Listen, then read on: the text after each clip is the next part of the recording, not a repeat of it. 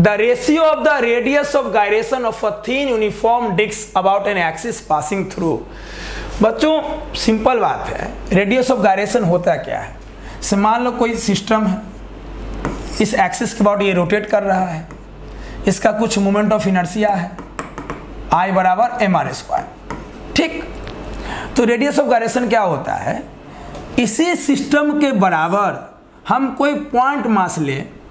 Radius of gyration क्या होता है, सुनो, इसी सिस्टम के बराबर हम कोई पॉइंट मास ले और उसको कितना दूरी पे रखे कि मोमेंट ऑफ इनर्शिया सेम रहे। इसी सिस्टम के बराबर हम एक पॉइंट मास ले और उसको कितना दूरी पे रखे कि मोमेंट ऑफ इनर्शिया सेम रहे, उस दूरी को रेडियस ऑफ गायरेशन बोलते हैं।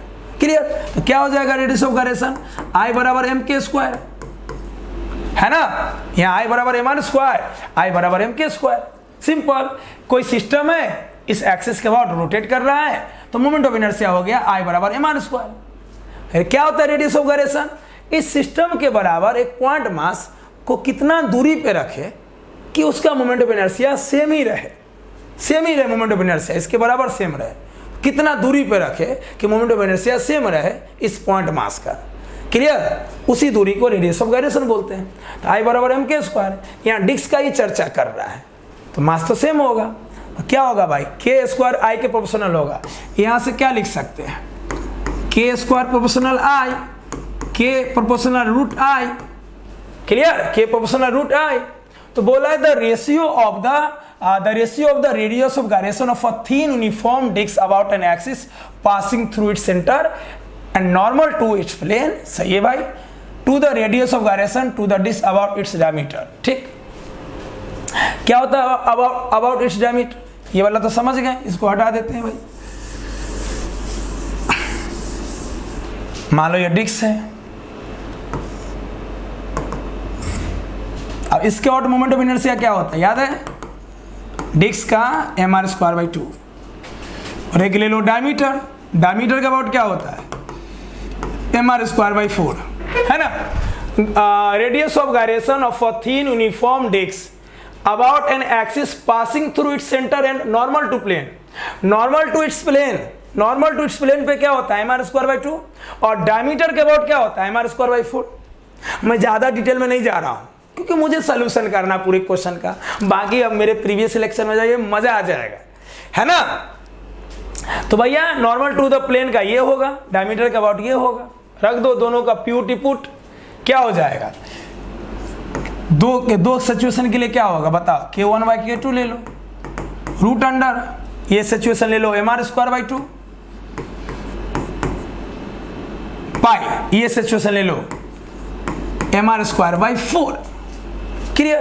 mr² से mr² कट जाएगा, सॉल्व करेंगे क्या आ जाएगा हमारा, √2:1 आएगा, √2:1, है ना,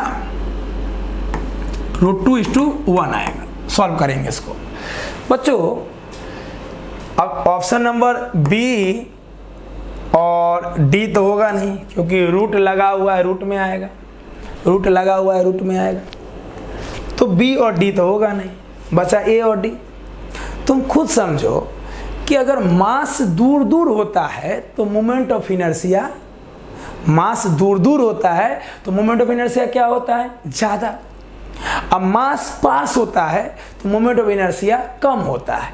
देखो यहाँ डायमीटर, ये डायमीटर है, यहाँ मास पास पास है, यहाँ मास पास पास है, तो डायमीटर के अबाउट मोमेंट ऑफ इनर्शिया कम हो। यहाँ मास दूर दूर है तो यहाँ मोमेंट ऑफ इनर्शिया ज्यादा होगा, है ना, तो ज्यादा, √2:1, 1:√2। तो कौन होगा, ये डायमीटर वाला, ये नॉर्मल टू द प्लेन वाला।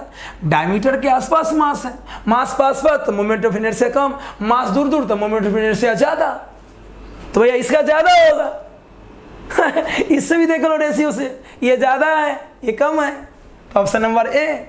क्लियर, है ना। सिंपल मोमेंट, ये क्या होता है, रेडियस ऑफ गायरेशन के रिस्पेक्ट में मोमेंट ऑफ इनर्शिया I बराबर mk², मास तो फिक्स होगा, तो k² proportional I, k proportional root I। दो सिचुएशन के लिए k1/k2, k1 क्या हो जाएगा इस सिचुएशन का, नॉर्मल टू द प्लेन का mr²/2, डायमीटर के अबाउट mr²/4। इसको सॉल्व करेंगे √2:1 आएगा। और ऐसे भी समझ सकते हैं यार, अब अंदर में रूट है तो रूट में ही बाहर आएगा, तो ऑप्शन नंबर बी और डी होगा नहीं। अब रूट वाला में कौन सही होगा? तो डायमीटर के पास मास है, यहाँ पे इस एक्सिस के पास आसपास मास है, मास पास पास तो मोमेंट ऑफ इनर्शिया कम, मास दूर दूर तो मोमेंट ऑफ इनर्शिया ज़्यादा। तो बुद्धि लगाना होता है, पहला वाला ज़्यादा होना चाहिए।